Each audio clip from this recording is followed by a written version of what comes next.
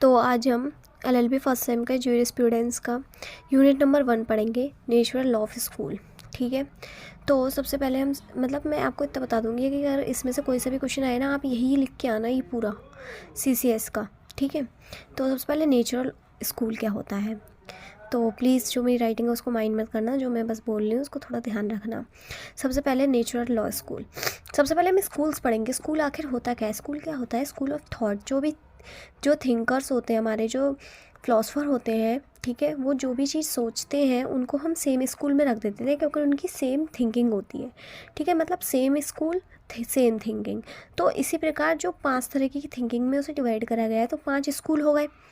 ठीक है, जिसमें हमारा historical, analytical, realistic, sociological, philosophical.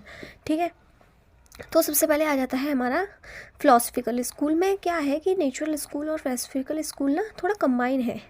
ठीक है, मतलब जो चीज़ नेचुरल में है वो फिलोसफिकल में भी है, पर ये टीचर्स हमें साथ साथ पढ़ा देते हैं, पर ये साथ साथ नहीं है, इसको हम अलग पढ़ेंगे।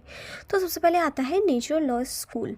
नेचुरल लॉ ऑफ स्कूल, ठीक है, इसमें क्या होता है, पॉलिटिकल थिंकर जो थे उन्होंने अपनी थ्योरीज दी। ठीक है, और जिन जिन पॉलिटिकल थिंकर्स की थ्योरी मैच हो गई उनको हमने सेम स्कूल में रख दिया। ठीक है, तो नेचुरल लॉ स्कूल का मेन मोटिव क्या है? ये होते हैं इम्यूटेबल इटर्नल ट्रुथ होते हैं, constant body of permanent truth. मतलब जो इनकी थिंकिंग है ना वो कभी नहीं बदलती है, चाहे समाज बदले, एटीट्यूड बदले, सब कुछ बदले, सोसाइटी बदले, पर ये थिंकिंग कभी नहीं बदलेगी, ये लॉ कभी नहीं बदलेंगे। ठीक है, इसको बोलते हैं divine law, law of reason, law of God. ठीक है, ये किस पे बेस्ड होते हैं? ये बेस्ड हो ना प्रायर प्रोपोजिशन पे बेस होते हैं, जिसको फॉर्म करने के लिए हमें प्रीवियस एक्सपीरियंस की ज़रूरत नहीं होती। मतलब 2 नॉलेज होती है, एक होती है प्रायोरी, एक होती है पोस्टेरी।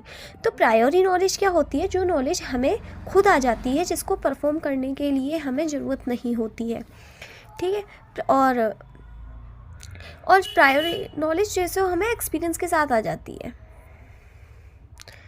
ठीक है, तो हमने नेचुरल स्कूल में क्या पढ़ा कि क्या होता है कि ये इम्यूटेबल इटर्नल होते हैं, constant body of permanent truth. बस ये लाइन याद रख लेना, immutable and eternal constant body of permanent truth, जो कभी नहीं बदलते हैं। बिलीफ बदले, सोसाइटी बदले, एटीट्यूड बदले, मगर ये कभी नहीं बदलेंगे, ये लॉ कभी नहीं बदलेंगे।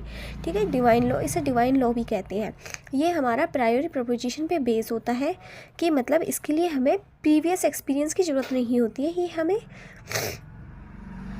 आ ही जाते हैं। ठीक है, और पोस्टेरी 2 टाइप की नॉलेज हो गई, प्रायोरी, पोस्टेरी। प्रायोरी मतलब कि